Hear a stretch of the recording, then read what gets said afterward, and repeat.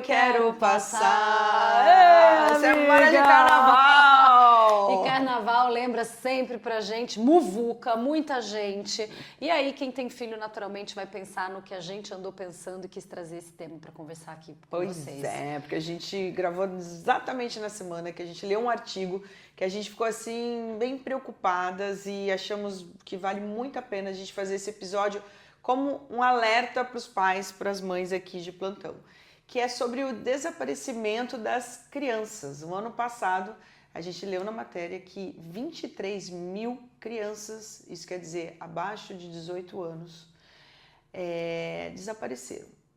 E são vários motivos que a gente viu, assim, pode ser conflito familiar, fuga, né? A criança foge de casa. Fuga porque não quer ficar. Infelizmente tem o sequestro também, coisas que acontecem. Outras crianças se perdem dos pais em grandes situações com bastante gente. E a gente pensou, como estamos aqui na semana do carnaval, onde a gente acha super legal pegar às vezes as crianças, levar num bailinho, levar alguma coisa, enfim, para brincar. Todo cuidado é necessário e é pouco. É o famoso não pisca. Às vezes você não pode piscar. Legal é a gente também trazer uma reflexão e a gente trazer caminhos, né, de prevenção nesse sentido. Acho que tem se a gente fosse abrir aqui para quem está ouvindo a gente compartilhar, as mães são muito criativas, né? Então, assim, tem o básico da pulseirinha que a gente sabe, de colocar nome, telefone, né? A criança maiorzinha, ajudar ela a decorar o número do telefone, né? Isso, o nome dos pais, né? Eu acho que primeiro eu vou pelo nome dos pais, que já ajuda. Endereço. Às vezes eu falo, você sabe onde você mora? Qual que é o apartamento? Qual que é o bloco? Você já encontrou criança perdida, amiga? Se eu já encontrei? Não. Eu encontrei uma criança perdida no shopping uma vez, estava eu e Maria. E era um garotinho que devia ter uns 4, 5 anos. E o menino ele não estava desesperado, mas ele estava olhando em volta, olhando em volta, olhando em volta. Maria me falou, mamãe, acho que esse garoto tá perdido. E aí eu falei, vamos nele. A gente foi e olha só, né, isso é uma coisa importante. A gente foi, a primeira pergunta que eu fiz pra ele foi, qual é o nome e o telefone da sua mãe? E aí ele disse, eu não sei o telefone dela. E falou o nome. Olha só. Aí eu falei, então eu abaixei e disse pra ele, você está em segurança. A gente vai te ajudar a chegar na sua mãe. Então pode confiar na gente que a gente vai te ajudar a chegar na sua mãe. Aí a gente foi procurar para anunciar no shopping, né? Nisso que a gente estava indo procurar, a gente viu uma pessoa desesperada na entrada de uma loja. E aí rapidamente a gente entendeu o que era. E aí, chegando nessa mãe, eu vi que ela estava pronta para dar um esporro no garoto. Por quê? Lógico. A responsabilidade da criança? Não, né? Não, mas, não amiga, tem a emoção ali que é dificílimo, amiga, né? Controlar. Tem, mas ao mesmo tempo, né, assim, se a criança some do nosso campo de visão, essa responsabilidade não pode ser depositada na criança. Uma criança de 4, 5 anos, né? Então a mãe estava indo, eu não me aguentei. Eu disse, se alegre, você encontrou seu filho. Você falou na hora? E aí peguei a Maria e a gente foi embora. Eu nem olhei pra trás. Eu falei pra ela, se alegre, Mas eu tenho uma boa também, isso. Eu perdi, entre aspas, eu fui num parque aqui no Brasil, Parque de Diversão Beto Carreiro, e os meninos ficaram alucinados numa montanha-russa. Mãe, então a gente vai pra lá, a gente vai pra cá. Eu falei, então tá bom, a gente se encontra tal. Porque eu pensei, gente, nesse parque, essas crianças não vão sair. E aí tinha um show final que a gente tinha que se encontrar em tal posição e a gente não se encontrava. E eu tava com uma amiga que é uma psicanalista, então ela tava um pouco sob o controle. Ela, amiga, a gente não tá achando. Eu falei, amiga, a gente vai achar. Essas crianças vão aparecer. Você fica tranquilo. Fica tranquila. Ela falou, mas será? Eu falei, pensa, aqui eles não saem. A gente vai lá pra porta da saída pra ver o que vai acontecer. E o filho dela, porque tem uma diferença muito de idade, né, também. Então, por exemplo, eu vejo que o Tom não sabe ainda meu telefone. Eu vejo que o Gabriel já conseguiu, porque a gente faz uma brincadeira pra ele tentar. Inventar uma música que eles decoram. E aí esse filho, ele é um ano mais velho. Ele foi muito sábio, que ele pediu para uma funcionária usar o telefone, que ele sabia já decorado o telefone. E aí ligou pra mãe, a mãe atendeu. Mãe, eu tô em tal lugar. E a gente foi encontrar e a gente riu. Depois a gente ficou rindo das mães, tipo, meu Deus, essas mães perdendo, como é que pode? Filho de atriz perdido no parque. Mas me deu um alerta, eu só tô contando isso, Porque nessa vez eu lembrei, eu falei, gente, os meninos não sabem o meu telefone. Não tinha feito eu já fiz uma coisa que é muito importante para mães e pais de bebês, é fazer a identidade da criança. Que agora o RG e o CPF é uma coisa só. Então, quem for fazer a primeira, já sai um número só. Então, a gente não vai precisar ficar usando mais 2 números. E o mais interessante é que mesmo com a foto do bebê, na matéria que eu estava lendo, eles conseguem fazer essa identificação, porque lá também tem vários dados. Então isso é uma das principais coisas, né? A gente tem uma coisa mais moderna também, que são as tagzinhas. As tags, Quando a gente foi pra Disney com as crianças quando eles eram bem pequenos. Maria tinha 1 ano e 9 meses, depois a gente foi uma outra vez que ela tinha 4, o Pedro fez 2 lá. Sim. Aí pulseirinha, porque não tem como contar, né? Ainda mais numa língua estrangeira. Pulseirinha, a tag. Agora, decorar o número do telefone, ainda que seja uma criança mais velha, a gente tem que lembrar que na hora de um forte impacto emocional, essa criança pode acabar esquecendo o número do telefone, ficar nervosa. Então, assim, combinar ponto de encontro. Sim, isso que eu ia falar. Isso é muito bom. Funciona. Ó, a gente vai se encontrar tal hora em tal lugar. Não deixe que seja ali um lugar fechado, assim, né, também. Agora, eu vou te fazer uma pergunta. Isso puxa um outro papo. Que a gente, enfim, achou super legal, né? A gente falar sobre esses cuidados que a gente tem que ter de olhar, de praia, né? De bater palmas. Aqui no Rio tem uma coisa que acontece muito. A criança coloca aqui no ombro e todo mundo bate palmas. Nisso o bombeiro já fica esperto e acontece. A gente achou super legal trocar essas coisas. Mas a gente estava discutindo muito sobre também qual a idade correta para deixar seus filhos fazerem determinadas coisas, porque isso gera uma grande questão. Gera. Eu vou falar. Ela estava fazendo consultoria. Ela estava fazendo consultoria comigo. Eu não tenho esse diploma. E agora? Mas o que acontece? A gente tem que ter. Eu sempre brinco que existem tantas formas da gente ser mãe quanto mães existirem no mundo. Porque existe o conhecimento e existe algo que é a mãe, é o pai, é esse adulto cuidador que vai ter, que é o vínculo que te permite conhecer aquela criança. E para além da idade, se um tem 10 e a gente sente que tem responsabilidade por uma coisa que o outro tem 12 e a gente sente que não tem, né? Então esse termômetro, esse filtro, quem vai ter é o adulto responsável dessa criança. A responsabilidade da criança, você está dizendo, se a criança já é pouco pra aquilo responsável... que pode ser, para aquilo que... Agora, o que eu penso em relação a isso, né? Que existem 2 coisas muito diferentes que são autonomia e independência. Então, a autonomia, a criança sabe, minha filha sabe ficar sozinha no shopping, ela sabe ir da praça de alimentação para uma atividade que ela vai fazer no shopping? Sabe, ok? Ela tem autonomia para isso.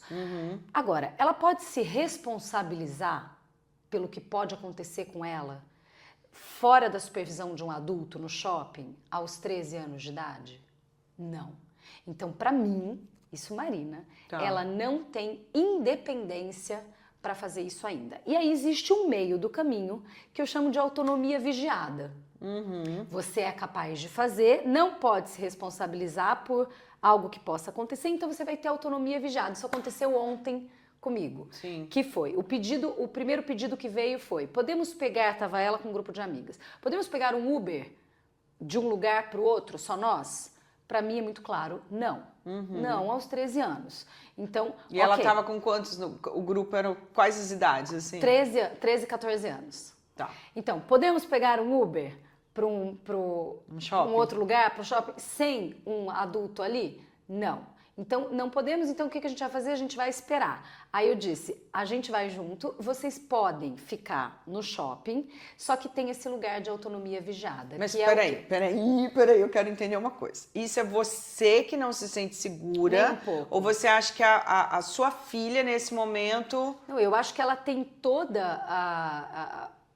ela tem todas as condições de... perceber algo estranho, de se defender. Agora, se o motorista do Uber olha aquela criança, aquela pré-adolescente e resolve... Amiga, a gente fica sem defesa. Sim. Entende? Não, entendo, porque eu só fiz a pergunta porque eu penso assim, ela estava com outras 2 amigas, né? Ainda assim. Você acha que não? Ainda assim, eu já tive uma situação em que eu tive um grupo de 5 alunas nessa faixa etária de 13 anos numa escola que eu dava aula que estavam sofrendo abuso do professor. elas todas, elas não conseguiam dizer porque elas se sentiam ameaçadas. Entendi. Quando você está sob ameaça, elas podem estar num grupo, o grupo pode estar ameaçado, entende? E fica blindado ali entre elas, né? E aí de repente não fala porque senão vai acontecer alguma coisa pior com a sua mãe. Então o que eu fiz? Esse não é não, pra mim, do aplicativo, né, que leva o carro. Se fosse um motorista conhecido, né, como a gente tem, uma pessoa de confiança, vai buscar e vai tranquilamente. No shopping, então, voltando à história da autonomia para a independência, o caminho do meio, autonomia vigiada, eu fico junto no shopping e eu faço essa autonomia vigiada. Então, eu fiquei de longe, elas foram à sorveteria, fizeram pedido, pagaram, decidiram o que iam fazer. E eu tô aqui, ó, de longe só, mas eu tô... olhando, só mirando. Mas eu tô acompanhando o grupo, entende? Entendi. Porque, para mim, a minha filha não tem, aos 13 anos de idade, a possibilidade de se responsabilizar por um sequestro dentro do shopping, por alguém, né, vira uma situação, uma bala, uma fala, uma violência. Conheço sua mãe, qualquer coisa. Eu acho que tem um barato que é assim, da pré-adolescência, né, a gente tá vivendo muito esse momento, que é da gente ir construindo esses acordos e da gente ir liberando enquanto a gente vai supervisionando, enquanto a gente vai orientando para que esses erros aconteçam em segurança. Exatamente. Aquela história, é um brinde que você ganha junto com a sua liberdade e a sua responsabilidade. E aos poucos o pré-adolescente vai mostrando isso, né? O importante é jamais a gente entregar nas mãos da criança ou do adolescente uma responsabilidade que eles não podem ter se algo externo acontecer, né? Então, essa mãe que perdeu o filho no shopping, como que você sai correndo? Peraí, a gente está falando de uma criança de 4, 5 anos. Não sabe regular. Ele sabe, mas ele foi, e aí ele sumiu do campo de visão dela, tanto quanto ela sumiu do campo de visão dele, né? Sim. Então, cuidem dessas crianças. Só vamos passar umas coisinhas básicas de novo, assim, que são informações importantes. Fazer uma identidade, mesmo que seja um bebê. Identidade. Fazer a fitinha, colocando, ou às vezes dentro de um bolso de uma criança, às vezes nas costas também, como tem, acho que é super importante. Para os pré-adolescentes, olhar os jogos, os chats de jogos online, assim, realmente não deixar. Não aceitar uma informação dentro de WhatsApp que você não conhece aquela pessoa. Isso é muito importante também. A gente realmente tem que verificar um pouco os telefones dos nossos filhos, né? Mãe, coloca para carregar. Infelizmente, a gente tem que ir lá dar uma olhada. É autonomia vigiada. Autonomia vigiada. Você pode ter, mas eu vigio. Sim. Eu vigio. Marcar o ponto de encontro. Marcar ponto de encontro é muito legal também. E ter dependendo dos telefones, existem aplicativos que você consegue localização assim dessas crianças, é algo muito importante. Tudo isso para quê? Pra gente ter um carnaval tranquilos, olhando. E, gente, toda atenção pro seu filho, ela é importante. A gente fala, mas isso é real, né? Nossos pais falavam, não pode piscar que acontece alguma coisa. Não é? É isso. Amiga, outra coisa legal que eu tava pensando, assim, que é pra gente prestar atenção, uma história que aconteceu real comigo. Quando a gente também viaja no carnaval, né? Vai pra festa com os amigos e tal. Uma vez eu morava na casa, tinha um churrasco, uma criança era muito pequenininha, tinha 2, 3 degrauzinhos assim. Tava assim, ó, 5, 6 adultos conversando. O que aconteceu? A criança foi tentar pegar aquele macarrão, foi indo. Todo mundo que estava do lado não viu a criança. E a pessoa que estava lá atrás, fora da roda, ele tá se afogando. Veio, bum, pulou com tudo na piscina. E a cara dos 4 foi uma coisa horrorosa, porque a gente olhou um pro outro e falou, mas a gente estava do lado, como é que a gente não viu? Porque quando tá todo mundo cuidando, não tem ninguém cuidando. E aí? Aí que a gente tem que passar o bastão, oficializar. Assim, eu tô olhando, meu filho tá comigo, né? Eu sempre fiz isso, amiga, com o Rick, né? Assim, o mesmo, às vezes tá avô, não sei o que. Gente, eu tô indo ao banheiro, quem está olhando a Maria? Sim. Quem tá olhando o Pedro? Esses acidentes acontecem muito. E depois você imagina a dor, né? Assim, que assim, não, mas o fulano tava olhando, mas... Quando tá todo mundo olhando, ninguém tá de fato responsável por essa criança. Não adianta, a criança precisa de um adulto dedicado a ela. E o nosso foco é diferente também, amiga. porque você tem um compromisso de olhar. Outra coisa que eu morro de medo, assim, eu não mando meus filhos pra praia com os amigos. Eu fico muito tensa. Eu falo, não, peraí, quantas crianças vão? Vão 5, 6? Eu falo, não, peraí. Mas vai um adulto? Então, mesmo assim, amiga, um adulto para cuidar de 6 crianças, eu fico tensa. Quando dos meninos, eu fico também. Das meninas, eu já tô deixando. Porque as meninas, elas estão, né, 13 anos. Sim. O que elas fazem? Elas botam a canga, elas sentam, elas ficam ali. Tem um adulto junto, você consegue... Mas quem é esse adulto? Eu sempre tenho essa questão. Sim. Se é o adulto que vai passar filtro solar, fechar o olho... Aí eu serei esse adulto. Não, gente, tem que ser aquelas roupas coloridas, as roupas que chamam a atenção, né? Eu tenho essa... Você pisca o olho, realmente, muita criança para adulto. E é engraçado que essas coisas vão surgindo assim na nossa vida, né? Tipo, mãe, eu posso ir sozinha no elevador? Aí você olha e fala assim, uma criança de 12 anos não pode entrar no elevador, aí você fica em dúvida. Mas o meu filho já tem uma altura que ele consegue apertar todos os botões. Então, tudo bem, vai. Aí você fala, mas ele vai sozinho ou ele vai com o irmão? Você sabe que uma vez, né? Amiga, uma vez as crianças me questionaram isso. Mas já pode, né? A gente já sabe, a gente pode. Aí eu sentei com eles e expliquei exatamente isso, da autonomia, da independência e da autonomia vigiada. Eu falei, olha só, vocês sabem descer no elevador sozinhos. Isso é fato, a criança ela tem essa capacidade de fazer isso. O que pode acontecer, e se você sabe que esse episódio pode acontecer, e se você pode se responsabilizar, inclusive pelos prejuízos emocionais disso. Por exemplo, parou o elevador e você está sozinho dentro dele. Que pânico que você vai ter, que sensação, o que você vai fazer nessa hora. Então também um pouco, que eu falo tanto, né, treina com a criança o que ela vai fazer. Então, você tá no elevador, faz de conta que parou o elevador. A partir de agora você vai descer sozinho pro prédio, então parou o elevador, o que você faz? Qual é o botão que você aperta? Deixa ele fazer, deixa ele treinar. A gente fez isso, aí o porteiro falava, pois não, a gente só tá treinando aqui. Porque se não treinar é igual alarme de incêndio. Sim. Se você não treina, quando realmente acontece, você não sabe para onde você vai, porque no momento do forte impacto emocional, o nosso pensamento sai de cena. Sim. E a gente se desespera. Se aquela experiência não passou pelo corpo, então ok, teu filho já tem condição de fazer isso sozinho, só treina com ele o que ele faz se alguma coisa sair do roteiro. Essa é uma dica ótima, né? Muito boa. Que é isso também, né? Não falar tanto com os estranhos, né? A bala, olha, vem aqui, eu vou te dar alguma coisa, eu tenho essa figurinha. Enfim. Você sabe que esses dias a minha filha me pediu se ela podia ir do condomínio de uma amiga pro nosso condomínio de motinho, só as duas. As duas têm 13 anos. Eu disse, delícia. Você não andou de mobilete? Mas eu não deixei. Marina. Eu não deixei. Você não andou de mobilete? Eu andei. No lugar mobilete a gente entregou muito na nossa legal. idade. Ela tá de franjinha, ela tá anos 80 total. A minha mãe ficou tão brava porque eu fui dar volta de mobilete. Sem avisar? Nunca mais. Tipo, uns 15 dias sem sair na rua. Mas amiga, sensação de liberdade. É uma delícia. Mas o que eu fiz? Olha só, para vocês entenderem, vocês que estão nos ouvindo, passando por esse dilema também. Autonomia, independência, autonomia vigiada. Eu disse, entendi, vocês querem fazer essa volta aí de motinho as duas. Então estou indo até aí, é muito próximo de casa. Botei meu tênis, fui até lá, falei, podem ir. E fui correndo atrás, aproveitando. 2 em 1, fez ginástica e não deixou.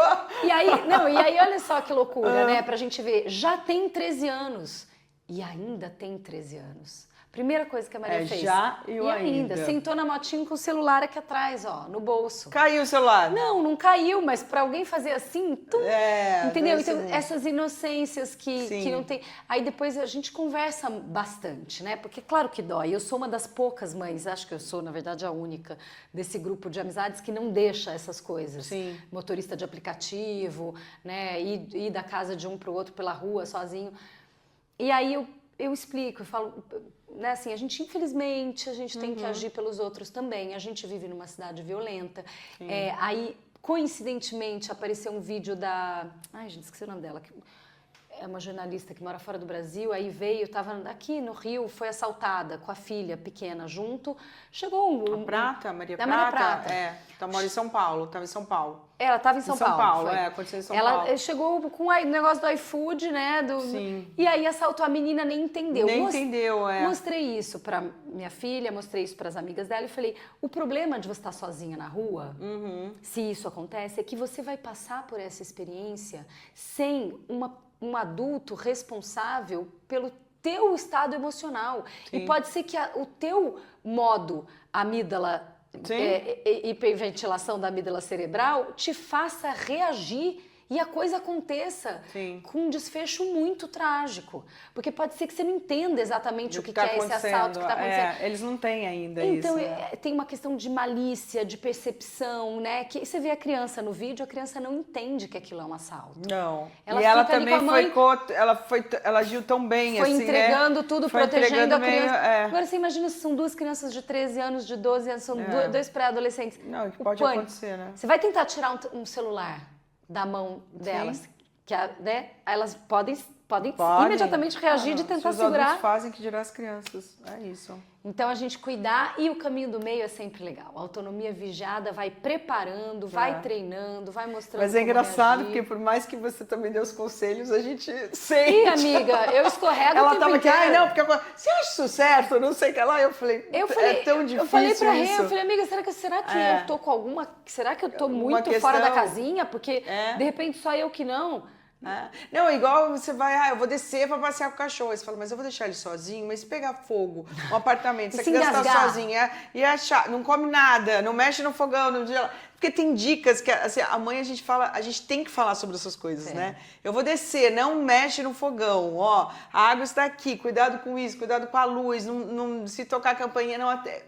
Enfim, isso que você tá falando é ótimo, porque quando é em casa, a gente pode pensar mais na responsabilidade que essa criança já tem. Sim. Né? Você pode falar assim, não, eu me sinto 100% tranquila de deixar, eu sei que meu filho cumpre combinados, né? Que ele não vai fazer, que ele não vai mexer no fogão, que tem isso, ok.